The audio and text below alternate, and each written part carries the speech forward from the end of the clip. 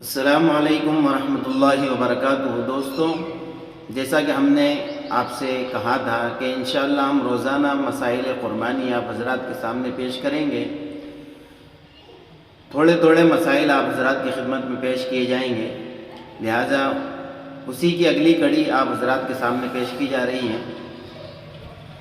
کل ہم نے شرطیں پیش کی تھی، بتائی تھی کہ کن شرطوں کے ساتھ قربانی ہم پر واجب ہوتی ہے۔ اگر وہ شرطیں پائی جاتی ہیں تو قربانی واجب ہوگی، نہیں پائی جاتی ہیں قربانی واجب نہیں ہوگی۔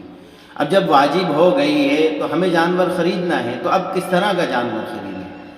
آیا عیب کے متعلق ہمیں معلوم نہیں کہ اس میں یہ عیب ہے، قربانی ہوگی یا نہیں ہوگی، یا بالفرض ہم نے خرید لیا ہے ہمیں معلوم نہیں اور اس میں عیب پایا گیا، پھر اب کیا کریں گے؟ اس لیے بہتر یہ ہے کہ جان لینا ضروری ہے۔ جانور خریدنے سے پہلے ہم ان باتوں کو جان لیں۔ تو پہلی بات تو یہ ہے کہ اگر جانور کسی ایک پیر سے معذور ہے، لنگڑا ہے، اور وہ اس پیر کو زمین پر نہیں رکھتا ہو، ٹکاتا بھی نہیں ہو، بلکہ تینوں پیر سے وہ اچھل کود کر چلتا ہو، تو ایسے جانور کی قربانی جائز نہیں ہے۔ ہاں البتہ اگر وہ اس پیر کو زمین پر ٹکاتا ہو، اس سے تھوڑا بہت سہارا لیتا ہو، تو ایسے جانور کی قربانی جائز ہے۔ یا کسی جانور کا پیر ہی کٹ گیا ہو تو اب اس کی جائز نہیں ہے۔ یہ تین بات ہو گئی پیر سے متعلق۔ اب ہے دانت سے متعلق۔ تو دانت سے متعلق یہ ہے کہ کسی جانور کے دانت اکثر ٹوٹے ہوئے ہوں کہ وہ چارہ کھانے پر قادر نہ ہوتا ہو، تو ایسے جانور کی قربانی بھی جائز نہیں ہے۔ دوسری بات کہ دانت ٹوٹے ہوئے ہوں لیکن چارہ کھا سکتا ہو۔ دانت ٹوٹے ہوئے ہوں، کچھ دانت ٹوٹ گئے ہوں لیکن چارہ کھانے سے عاجز نہ ہو، تو ایسے جانور کی قربانی جائز ہے۔ یہ دانت سے متعلق بات ہو گئی۔ اب کان سے متعلق، جس جانور کے پیدائشی طور پر ایک یا دو کان نہ ہوں، یا کان کا تیسرا یا اس سے زیادہ حصہ کٹا ہوا ہو، پیدائشی طور پر کان نہ ہو، ایک یا دو، یا تیسرا یا اس سے زیادہ حصہ کٹا ہوا ہو، تو ایسے جانور کی قربانی جائز نہیں ہے۔ اگر کان تیسرے حصے سے کم کٹا ہوا ہو تو پھر اس کی قربانی جائز ہے۔ اب آ گئی سینگ کی باری، کہ سینگ پیدائشی طور پر نہ ہوں یا ہوں لیکن چھوٹے ہوں تو قربانی جائز ہے۔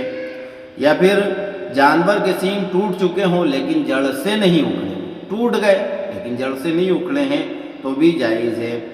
اگر سینگ جڑ سے اکھڑ چکے ہوں کہ اندر کا گودا ختم ہو چکا ہو، سینگ جڑ سے اکھڑ گئے اس کا اندر کا گودا بھی ختم ہو چکا ہے، تو اب اس کی قربانی جائز نہیں ہے۔ یہ سینگ کی بات ہو گئی۔ اب دم، اگر جانور کی دم تہائی حصے سے کم کٹی ہوئی ہو، یعنی 3 حصے کیے جائیں اس کا اور تیسرا حصہ اس سے کم کٹی ہوئی ہو، تو پھر اس جانور کی قربانی جائز ہے۔ اگر جانور کی دم تہائی یا اس سے زائد کٹی ہوئی ہو تو اب جائز نہیں ہے۔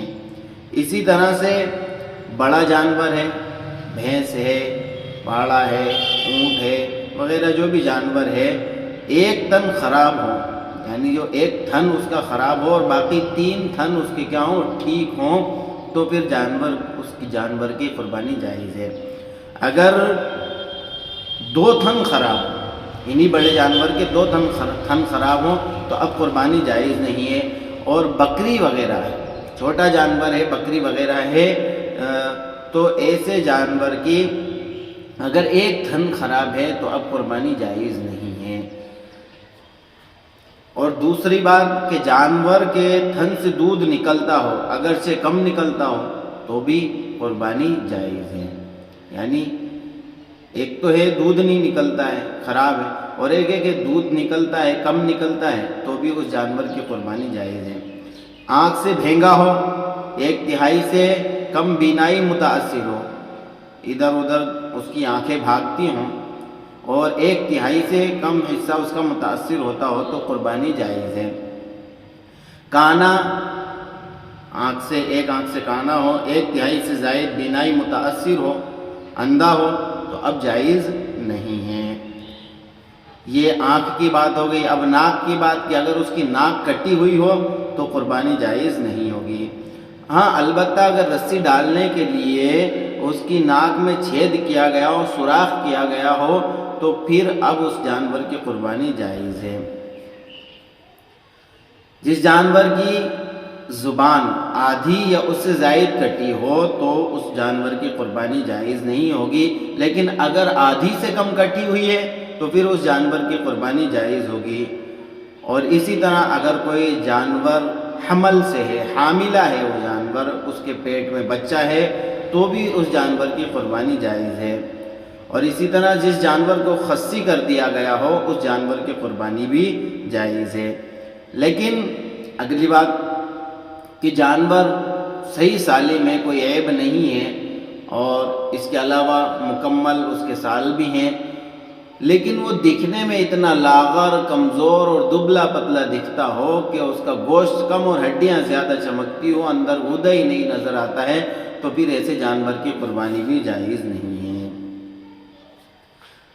یعنی اس میں طاقت ہی باقی نہیں ہو چلنے پھرنے کی، لاغر و کمزور ہو، لیکن دبلا پتلا ہے، اتنا زیادہ نہیں، لاغر کمزور نہیں ہے، دبلا پتلا ہے، چلتا پھرتا ہو، کھاتا پیتا ہو، تو پھر اس جانور کی قربانی جائز ہے۔